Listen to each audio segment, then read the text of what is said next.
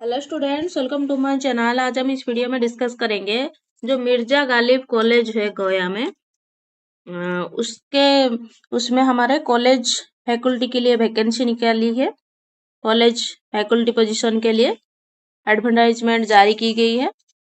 देखते हैं क्या क्या क्वालिफिकेशन रहेगी, कितना कौन कौन लोग अप्लाई कर सकते हैं और कितना पैसा लगेगा, सब इसमें डिस्कस करेंगे। चलो,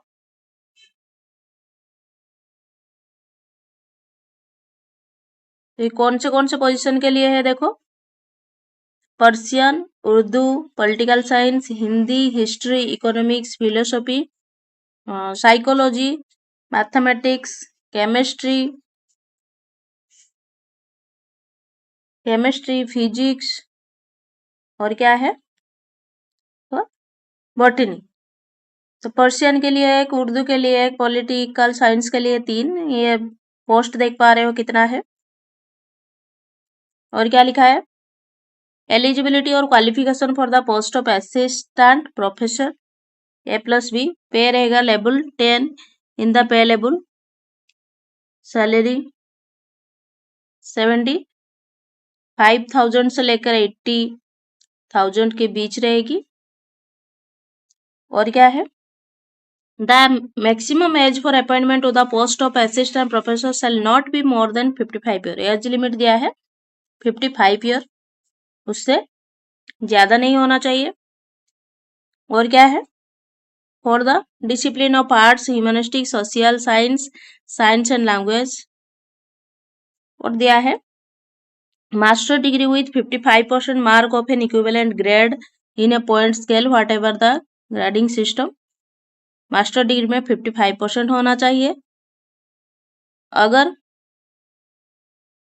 रिलैक्सेशन है 5%, अगर पीएचडी होल्डर जो भी है उनके लिए 5% रिलैक्सेशन रहेगा, मतलब 5% मार्क एक्स्ट्रा उन्हें मिलेगा।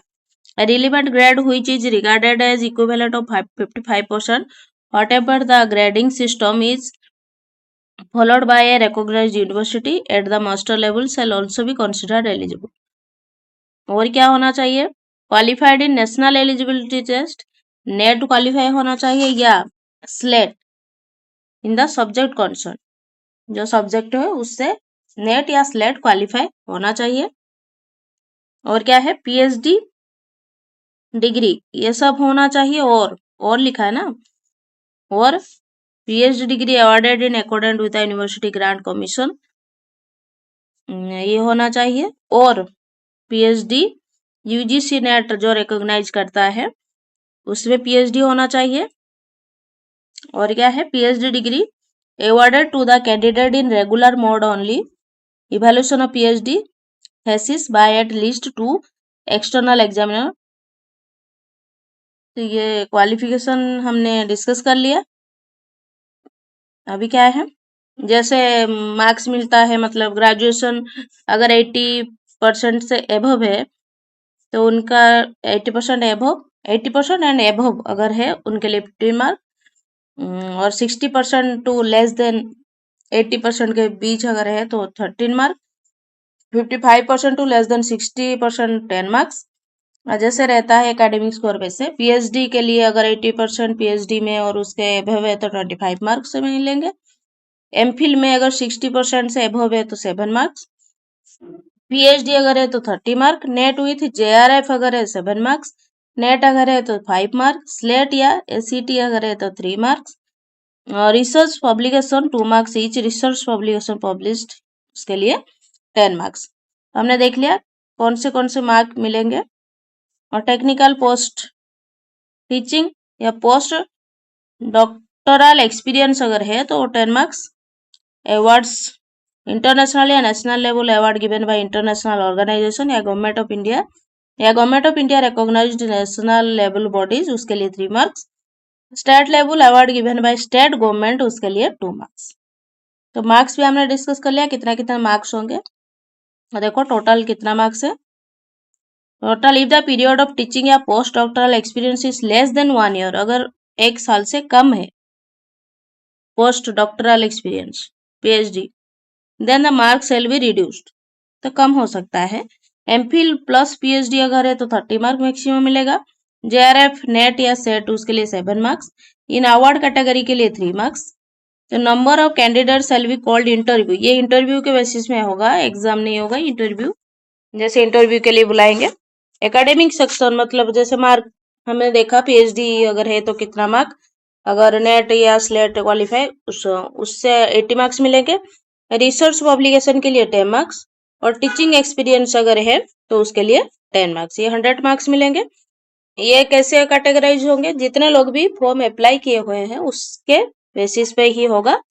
और जिन लोगों का शॉर्टलिस्टेड होंगे, जो लोग, उन्हें इंटरव्यू के लिए वो लोग आगे प्रोसीड करेंगे।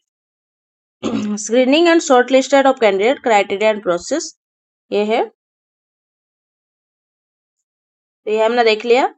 100 मार्क्स जो एजुकेशन क्वालिफिकेशन के लिए मिलेगा और 15 मार्क्स इंटरव्यू के लिए मिलेगा। The distribution of marks for academic achievement is given in the table में हमने देख लिया था, डिस्कशन कर लिया था। अभी देखेंगे कि एप्लीकेशन फॉर्म है,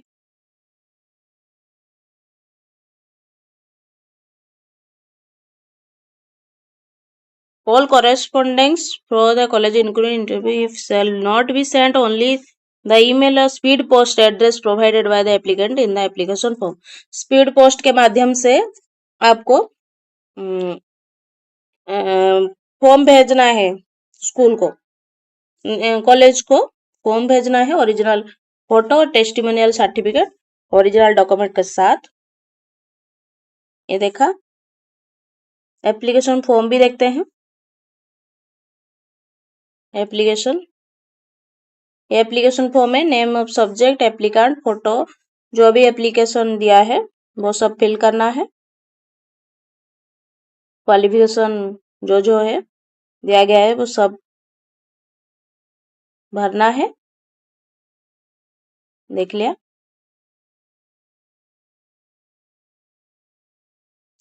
नोट क्या लिखा है, this format must be typed. तो ये जो फॉर्मेट दिया है ये टाइप्ड करके भेजना है, हाथों से लिख के नहीं। In block letter and pasted on the envelope, otherwise your application will not be considered. Type करके ही भेजना, हाथ से अगर लिख के भेजोगे तो वो कंसिडर नहीं किया जाएगा। Applicant are kindly requested to provided a mailing address that matches their correspondence address to ensure timely delivery of the interview letter। तो ये एड्रेस भी दिया है, सब कुछ प्रोवाइड किया है, एप्लीकेशन फॉर्म में भर के भेज देना।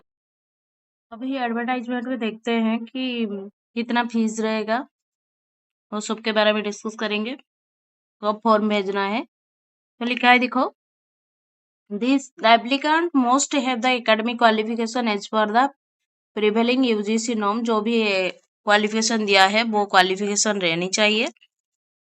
और the applicant must reach the undersigned by 23 March 2026 को 4 PM शार्पली। टाइम भी दिया है, लास्ट डेट भी दिया है 23 तारीख को। Along with all the testimonial and demand draft of rupees 2000 rupees. 2000 के एक डिमांड ड्राफ्ट बनाना है, बैंक में जाके बोलना, वो 2000 का डिमांड ड्राफ्ट बना देंगे मिर्जा गालिब कॉलेज के फेवर में। तो रजिस्टर्ड पोस्ट ओनली, पोस्ट के माध्यम से भेजना है। उनका एड्रेस भी मैंने बता दिया था, मिर्जा गालिब कॉलेज, गया, व्हाइट हाउस कंपाउंड, गया बिहार 823001, यहाँ पर भेजना है। तो जो क्वालिफिकेशन दिया है, अगर किसी के पास वो सब क्वालिफिकेशन या क्राइटेरिया कंप्लीट हो रहा है तो वो लोग इसे अप्लाई कर सकते हैं। ये एक अच्छी अपॉर्चुनिटी है। Thank you students, keep studying.